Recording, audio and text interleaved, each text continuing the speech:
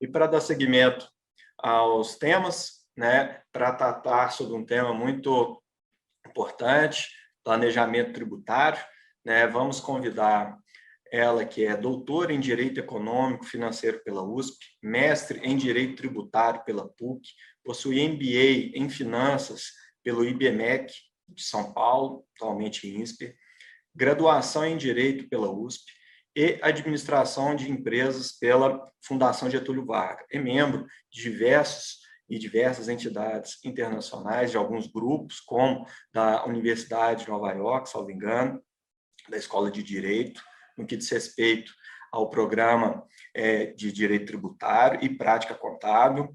É membro do Conselho de Administração Financial Plan Standard Board, FPSB, e da Fundação Visconde de Porto Seguro. É membro da IFA, né, da parte feminina.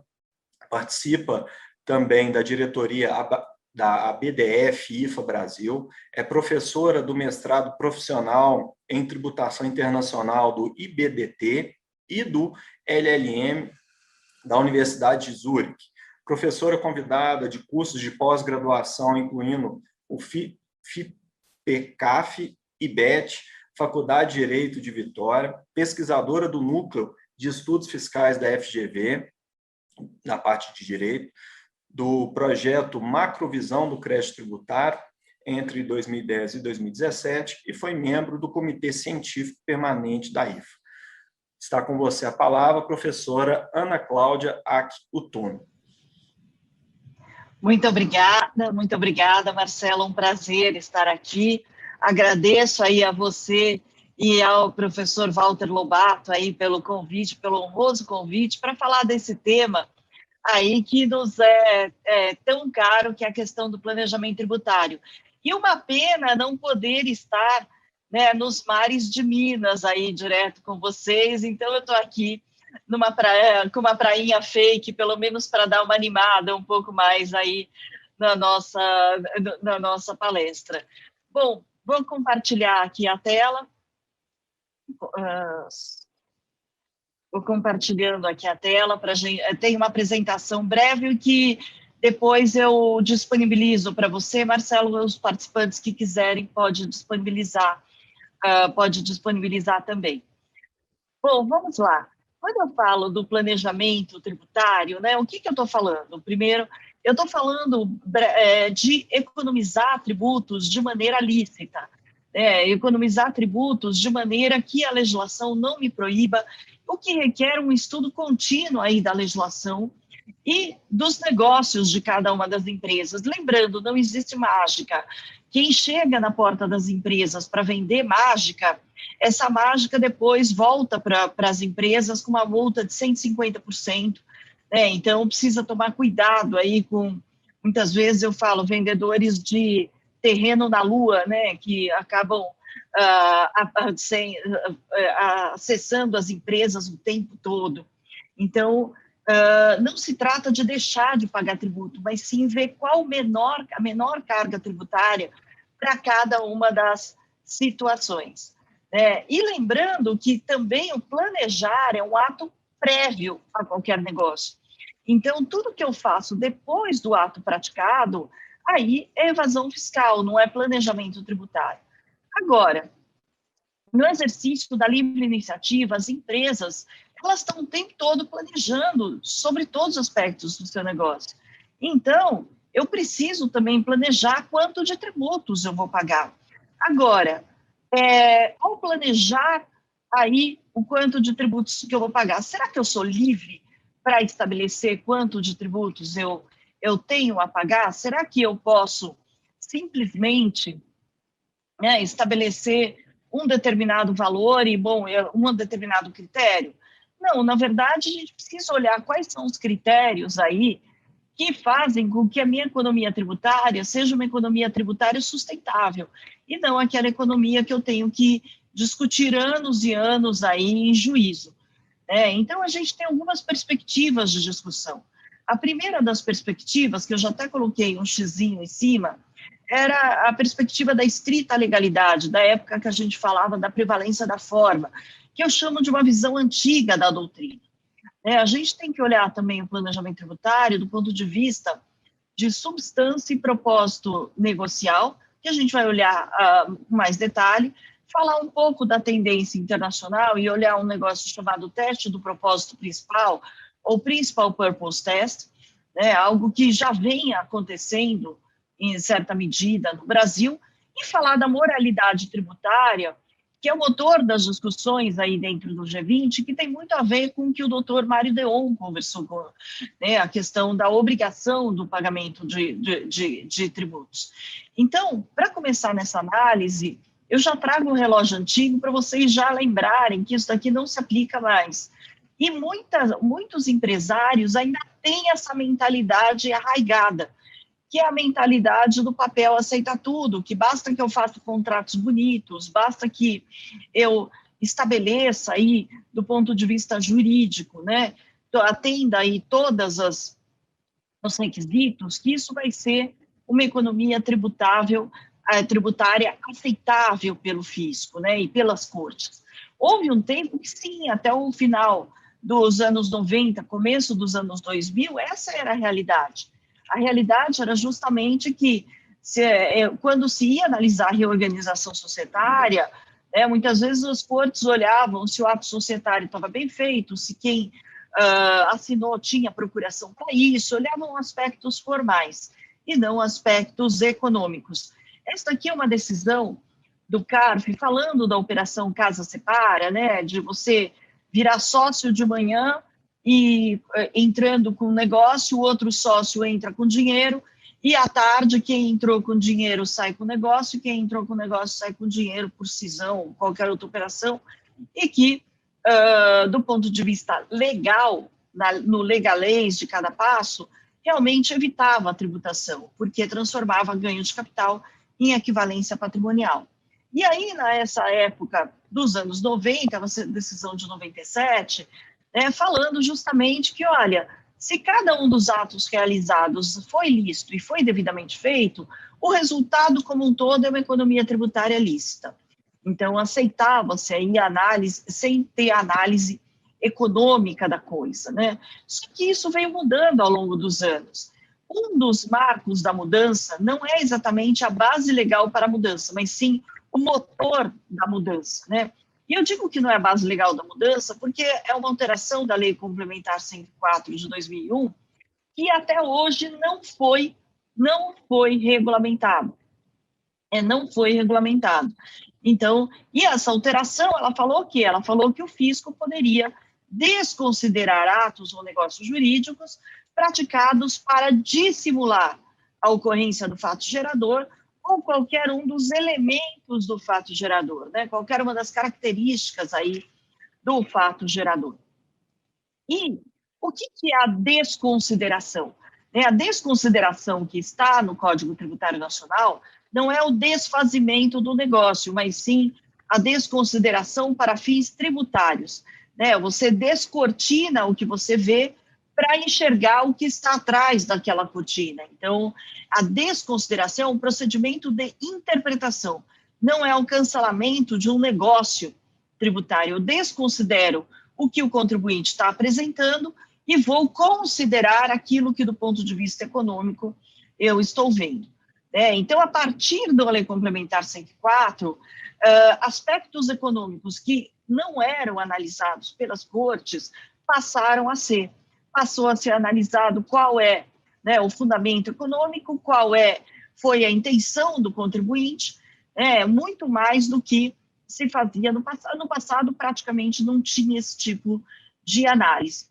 O Supremo Tribunal Federal, ele começou o julgamento da constitucionalidade desse parágrafo único do artigo 116.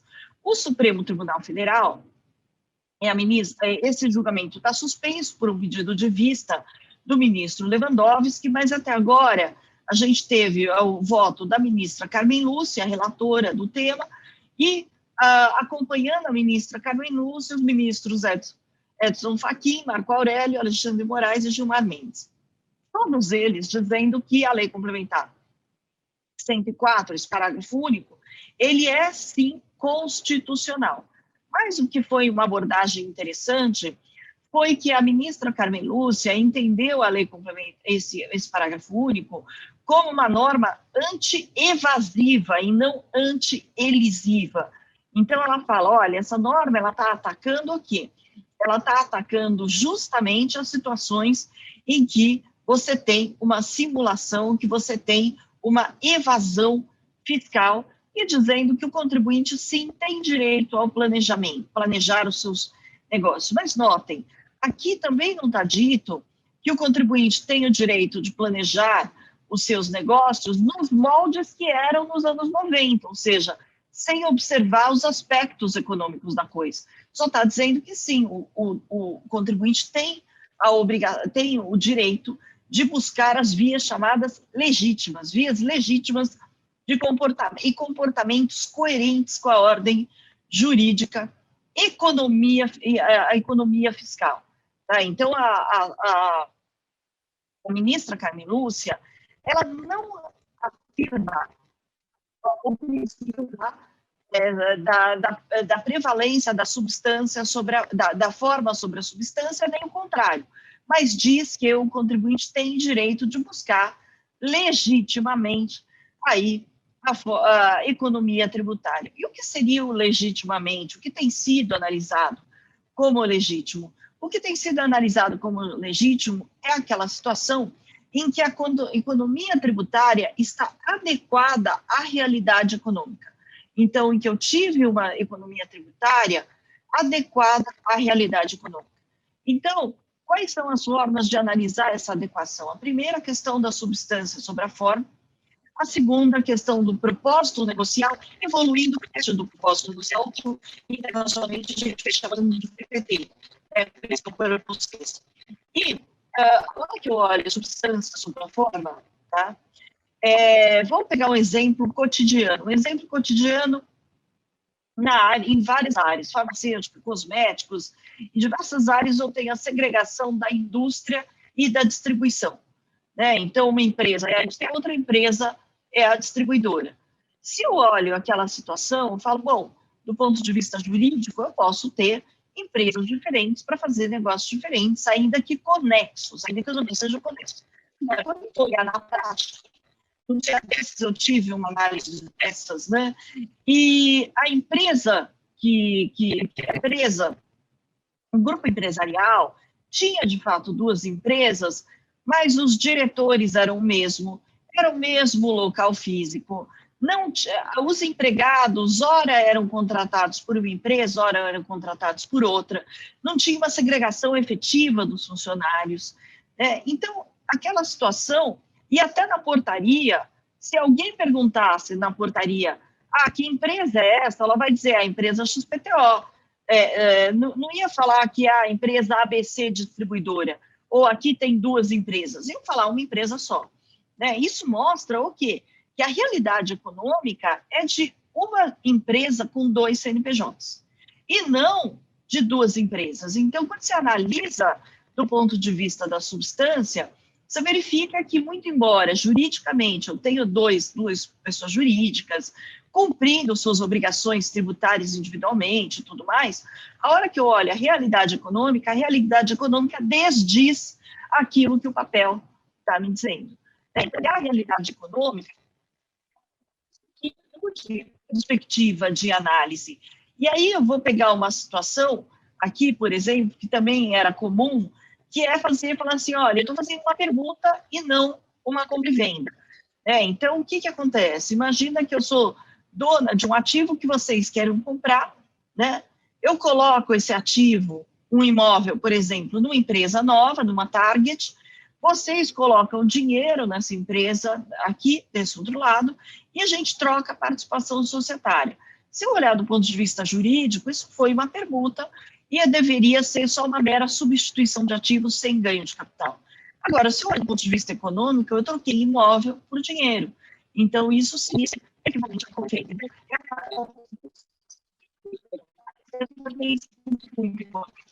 porque eu vou olhar o conteúdo econômico, eu vou enxergar a essência e não a mera essência jurídica, né? Eu vou buscar a realidade econômica daquela situação. E a gente vê que as análises do CARF tem sido nesse sentido. As análises do judiciário ainda não dá para dizer que eu tenho uma tendência, né? Eu tenho alguns poucos casos chegando aos tribunais regionais federais, mas ainda não tem umas decisões aí do Supremo Tribunal Federal e do STJ no assunto. Por isso que eu comecei falando que o voto da Rússia, ele não é guarida para você desconsiderar o aspecto econômico. Então, é um aspecto importante. E no propósito negocial, quais são os propósitos outros que não a economia de tributos? Por quê? Porque se o único objetivo for a economia de tributos, essa seria uma economia indevida. A economia tributária teria que ser consequência. E lembrando que o IFRS, hoje, a contabilidade que a gente usa, também é baseado em substância e propósito. Por quê? No IFRS, eu levo isso em conta para fazer as análises. Só que eu não tenho legislação específica sobre esse assunto. Então, o fisco vem recorrendo aos conceitos de simulação e abuso. Abuso até muito mais do que simulação. Por isso que eu falo que o artigo 104, o parágrafo único do artigo 116, ele foi o motor da discussão, mas ele não é a base, o fundamento. Eles têm usado muito como fundamento simulação e até abuso. A questão é que a simulação, só para lembrar, né, antedatar, após-datar documentos, você usar laranjas, né, e, no caso, aí também, de você ter uma diferença entre o que é a realidade e o que é, de fato, quando tiver em declaração, confissão, condição não verdadeira, e o abuso, né, e a simulação sendo usada pelo CAV. A mesma situação de Casa e Separa, analisada anos mais tarde, aqui é de 2004, ou seja, 17 anos atrás, falando justamente que eu tenho que olhar o objetivo das partes, né? Então, ou seja, falando, olha, as operações estruturadas realizadas em um prazo ínfimo, né, aporte de capital e parará, constituem-se simulação relativa. Então, a mesma operação analisada em dois momentos, de formas diferentes, chegando a conclusões diferentes. E o abuso é o abuso do Código Civil, né? Ou seja, do ato ilícito do Código Civil, que fala que você abusa quando você vai contra os limites impostos aí pelo fim econômico, social, boa-fé e bons costumes, o que é uma cláusula extremamente ampla. Mas, basicamente, né, o CARF ele vem, sim, permitindo que o fisco adote a análise de abuso para autuar os contribuintes. E aqui alguns exemplos, não vai dar tempo de passar no detalhe, mas depois vocês recebem o material, de situações em que o abuso, sim, foi usado. Né? Ou até exemplo de autuação fiscal, em que ele fala que porque você quis economizar imposto, você abusou. Houve o abuso pela economia tributária. Né? E o propósito negocial no CARF também vem sendo aceito. Muitas vezes tem até julgamentos que chamam de causa jurídica, né, análise do propósito como causa jurídica. E aqui eu também incluo alguns exemplos para depois vocês analisarem. Agora, o que seria a causa jurídica? Né, o que seria a substância suficiente, o propósito negocial suficiente?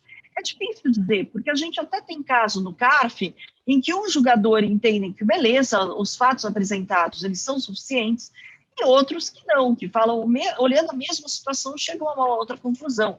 Então, falta aí uma legislação, e ainda a gente tem um agravamento da influência aí dos temas internacionais, sendo que essa influência é mais forte do que nunca, né, na globalização dos fiscos. O Brasil trocando informação com mais de 100 países, e o Brasil fazendo parte de um grupo aí, né, que leva aí em conta mais de 130 países discutindo planejamento tributário, né, discutindo planejamento tributário.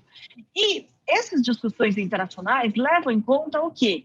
Obrigar que todos os contribuintes paguem a sua parcela justa de tributos, mesmo mantendo a segurança jurídica, mas e que a tributação se dê onde as atividades econômicas são exercidas e onde há efetiva criação de valor. Essa é a evolução da substância e do propósito negocial que vem aí criar esse conceito de principal purpose teste do propósito principal, que fala que se o único ou um dos principais propósitos é a economia tributária, essa economia tributária ela é indevida, né? Então, o Brasil ainda não faz parte desse acordo multilateral, mas esse conceito, independente do acordo multilateral, vem influenciando a interpretação da legislação tributária nos mais diversos países, né? Então, a gente precisa ficar alerta quanto a isso. E só para finalizar, uma outra coisa que tem influenciado o planejamento tributário é a questão da moralidade tributária, que é a obrigação do Estado suprir as necessidades básicas e a população financiar esse Estado. A gente está vendo essa discussão nos Estados Unidos, estamos vendo aqui no Brasil, né, agora com a questão da Covid, a gente está no 7º ano de déficit fiscal, e o maior déficit fiscal de todos os tempos. O juiz da Suprema Corte costumava dizer que tributos são o preço que pagamos por uma sociedade civilizada, né? E aí a discussão é se é imoral planejar para pagar menos tributos ou se existe uma tributação justa e qual seria essa parcela justa aí de tributos. Né? Então, agora, ontem, a gente teve aí a declaração, o discurso do Joe Biden para o Congresso americano, né? E todo mundo refletindo, aí a imprensa dando uma importância muito grande, do Biden falando aí da moralidade tributária, falando que todo mundo tem que pagar a sua parcela justa de tributação. Né? E aí, em vários países, isso sendo muito forte. Né? No Reino Unido, 9 a cada 10 britânicos achando que a economia tributária abusiva, ela é imoral, né? Ela é imoral. Há empresas multinacionais sendo atacadas porque, teoricamente, não estão pagando a sua parcela justa. Aqui um texto no próprio The Guardian do Prêmio Nobel de Economia, falando que, olha, chegou a hora da gente fechar aí as janelas de oportunidade de economia tributária sem substância, sem o propósito negocial definido. E até a Europa vedando benefícios fiscais para países aí para empresas que usam paraísos fiscais, né? E a moralidade tributária virando tema de sustentabilidade empresarial.